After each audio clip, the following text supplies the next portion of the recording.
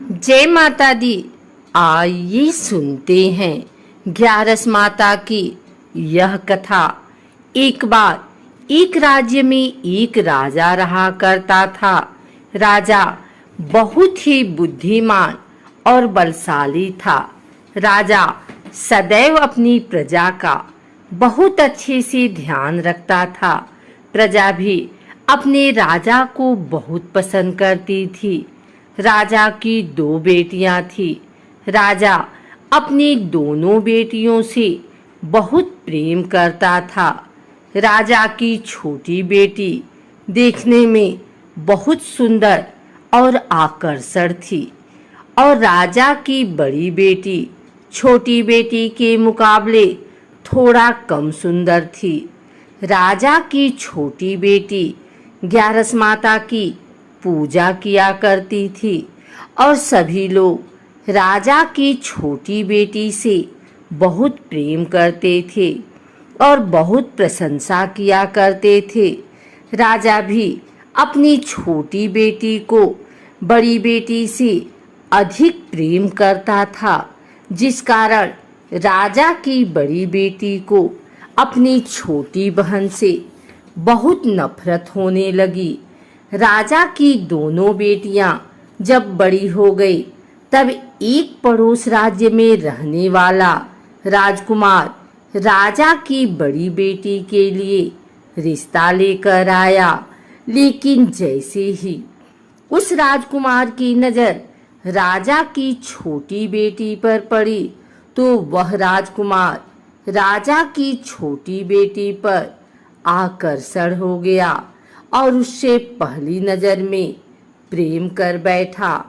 उस राजकुमार ने राजा की बड़ी बेटी के साथ विवाह करने से मना कर दिया और उसने राजा से कहा कि मैं आपकी छोटी बेटी से विवाह करना चाहता हूँ।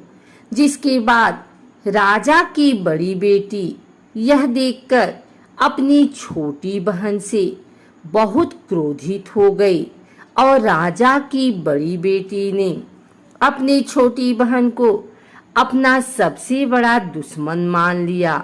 राजा की बड़ी बेटी ने अपनी छोटी बहन से बदला लेने का निर्णय लिया, जिसके लिए उसने अपनी छोटी बहन को जान से मारने का प्लान बनाया। राजा की बड़ी बेटी ने अपनी छोटी बहन को मारने के लिए सबसे पहले एक लड्डू में जहर मिलाकर अपनी छोटी बहन को दे दिया और उसको लड्डू खाने के लिए कहा। लेकिन लड्डू खाने के बाद भी छोटी बहन को कुछ नहीं हुआ। बड़ी बहन यह देखकर बहुत आश्चर्यचकित हो गई, लेकिन बड़ी बहन ने हार नहीं मानी और उसने जब रात में छोटी बहन अपने कमरे में सो रही थी तब एक मटके में सांप रखकर उसे कमरे में छोड़ दिया। लेकिन सांप भी छोटी बहन का कुछ नहीं कर पाया। जिसके बाद बड़ी बहन ने अपनी छोटी बहन से कहा कि चलो हम लोग कुएं में से पानी भर कर लाते हैं। जिसके लिए वह अपनी छोटी बहन को पानी भरने के बहाने कुएं के पास ले गई और उसने अपनी छोटी बहन को कुएं में धक्का दे दिया। लेकिन छोटी बहन को तब भी कुछ नहीं हुआ, क्योंकि हर बार ग्यारस माता उसकी रक्षा कर रही थी और उधर बड़ी बहन अपने सारे प्रयासों के बाद असफल हो रही थी, जिससे वह बहुत क्रोधित होती जा रही थी। फिर उसने अपनी छोटी बहन के पास जाकर उससे खुद ही पूछा कि मेरी छोटी बहन, तुमको पता है भगवान ने सबकी मृत्यु एक निश्चित समय पर लिखी हुई है और कैसे तुम्हारी मृत्यु होगी, क्या यह तुम जानती हो? तब छोटी बहन ने अपनी बड़ी बहन को बताया कि हाँ, मैं तो जानती हूँ मेरी मृत्यु कैसे होगी। छोटी बहन से यह सुनकर बड़ी बहन मन ही मन बहुत प्रसन्न होने लगी और उसने अपनी छोटी बहन से कहा कि तो मुझे अपनी मृत्यु का राज बताओ। छोटी बहन ने अपनी बड़ी बहन से कहा कि मेरी मृत्यु तो एक तोते में है, जो तोते के गले में एक हार है, उससे मेरी मृत्यु होगी। जब तक कोई भी व्यक्ति तोते को मारकर वह हार अपने गले में पहनेगा तो मैं मूर्छित हो जाऊंगी, और जैसे ही उस हार को अपने गले से उतारेगा तो मैं वापस से जीवित हो जाऊंगी। अपनी छोटी बहन की मृत्यु का राज जानकर बड़ी बहन बहुत ही खुश हो गई और उसने अपनी छोटी बहन को मारने के लिए उसके पालतू तोते को ढूंढना शुरू कर दिया। और छोटी बहन को इस बात का आभास हो गया था कि कोई उसकी जान लेना चाहता है, जिसके लिए वह अपने पिताजी के पास गई और उसने अपने पिताजी से कहा कि पिताजी, मेरी मृत्यु के बाद आप मुझे जलाइएगा मत, बल्कि आप मुझे अपनी पुरानी वाली हवेली में एक पलंग में लिटाकर छोड़ दीजिएगा। अपनी छोटी लड़की की यह बात सुनकर राजा बहुत आश्चर्यचकित हुए। राजा ने अपनी छोटी बेटी से पूछा, बेटी, तुम यह क्या कह रही हो?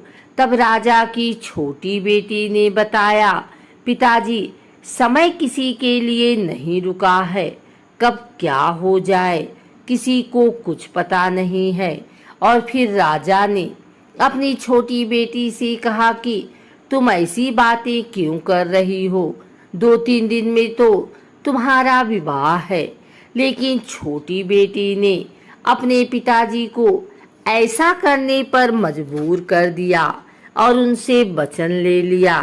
राजा ने भी अपनी छोटी बेटी की बात स्वीकार कर ली और 2-3 दिनों के बाद जब शादी का समय आया तब राजकुमार बारात लेकर राजा के घर आया और राजकुमार और राजा की छोटी बेटी का विवाह शुरू हो गया।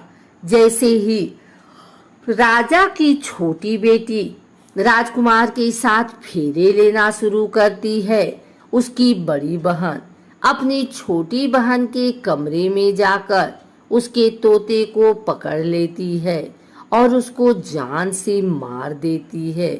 तोते के गले में जो हार था उसको अपने गले में धारण कर लेती है।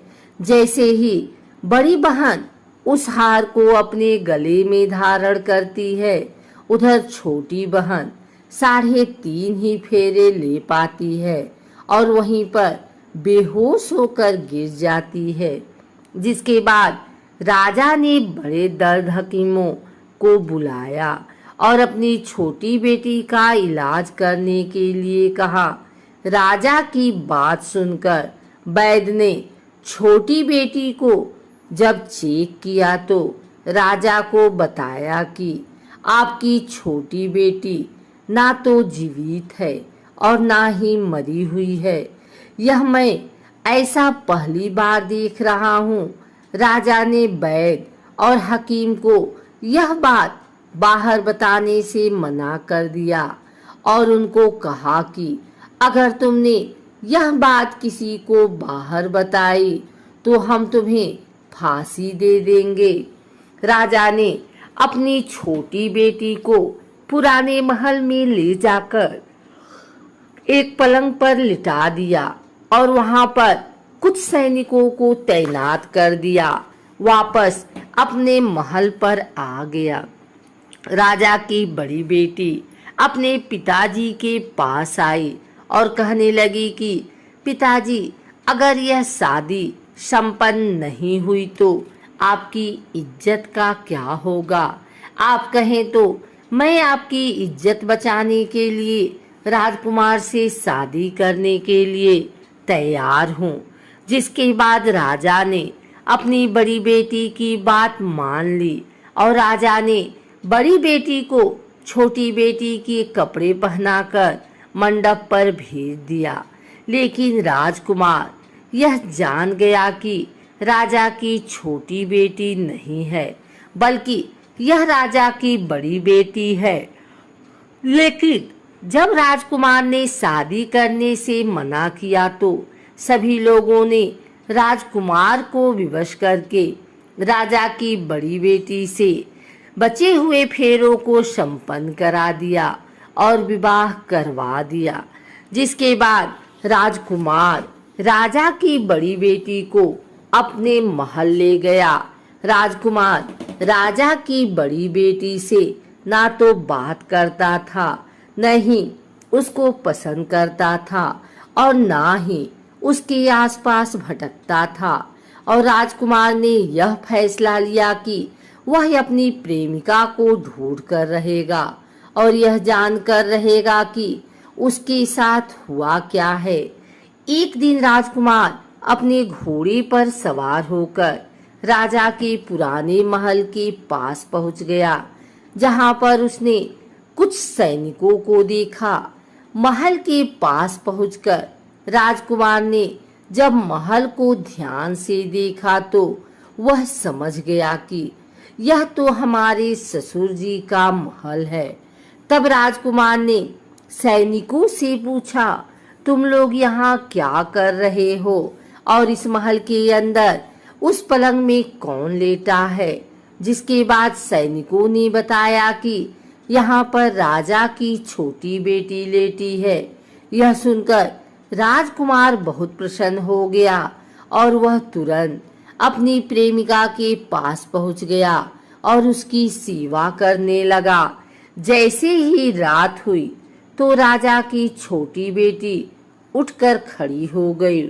राजकुमार यह देखकर बहुत खुश हो गया और उसने अपनी प्रेमिका से पूछा कि तुम यहाँ क्या कर रही हो, तुम मेरे साथ मेरे घर चलो।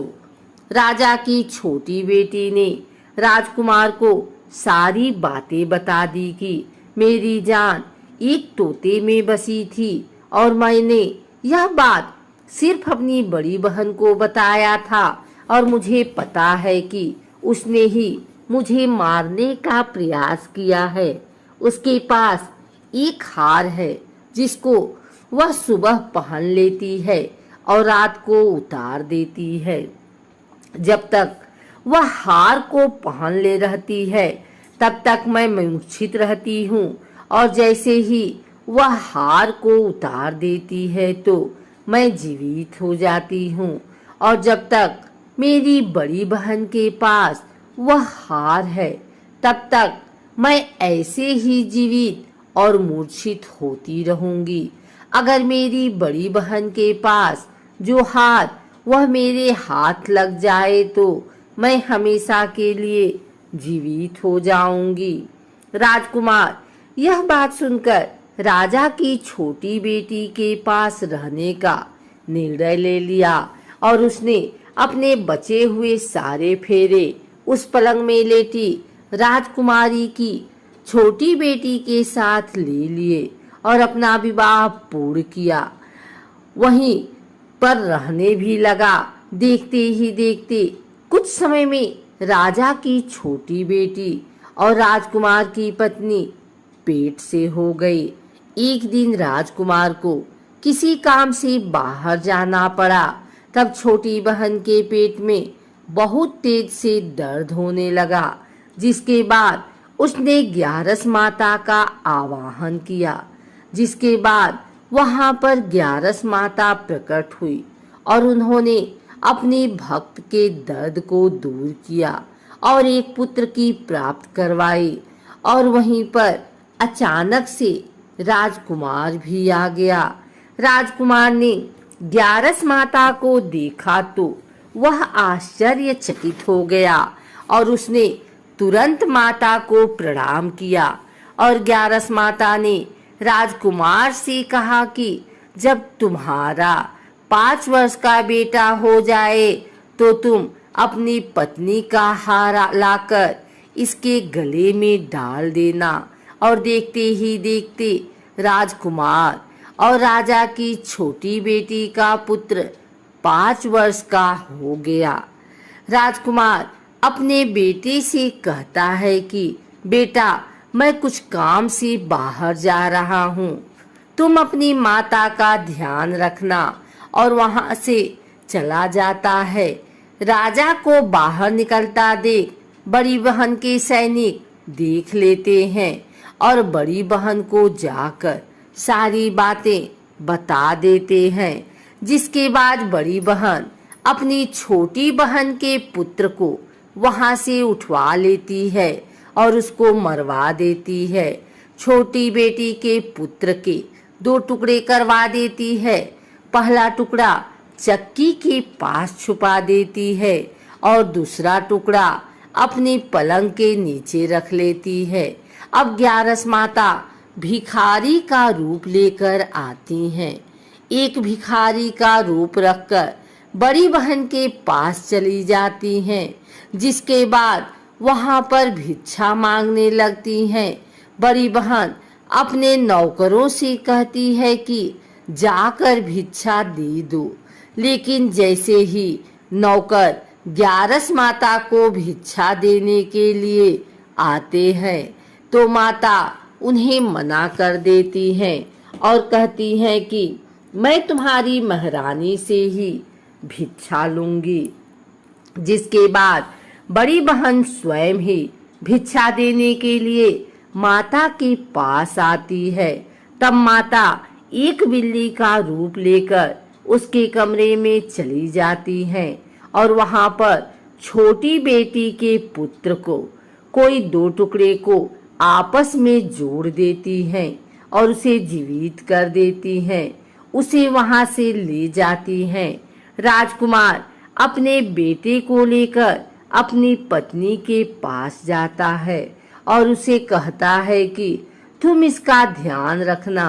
अगर तुम इस बच्चे का अच्छे से ध्यान रखोगी तो मैं तुमसे बात करूंगा। एक दिन राजकुमार अपने बच्चे से कहता है कि तुम मम्मी से उनके गले का हार मांग लो। जिसके बाद राजकुमार का लड़का अपनी माँ के पास जाता है और कहता है कि माँ, मुझे तुम्हारा हार चाहिए जो तुमने गले में पहन रखा है। यह सुनकर पहले तो बड़ी बहन बहुत क्रोधित होती है, पर उसको यह याद आता है कि राजकुमार ने कहा था कि अगर मैं इस बच्चे का ध्यान अच्छे से रखूंगी तो वह मुझसे बात करेंगे। जिसके कारण वह हर बच्चे को देखती है और उसे संभालती है। वह तुरंत हार को ले जाकर अपने पिताजी को दे देता है और तभी राजकुमार अपने बेटे को लेकर वहां से जाने लगता है और अपनी पत्नी से कहता है कि तुम हमारे लिए खाना बनाकर रखना, मैं शाम को आकर तुम्हारे साथ खाना खाऊंगा। और वह अपने बेटे को लेकर वहां से चला जाता है। जिसके बाद वह राजा के पास जाता है और उनको सारी बातें बता देता है। राजा अपनी बड़ी बेटी की यह करतूत सुनकर बहुत क्रोधित होते हैं और अपनी परवरिश पर ही दोष देने लगते हैं और राजकुमार को अपनी छोटी बेटी के साथ रहने के लिए आदेश देते हैं।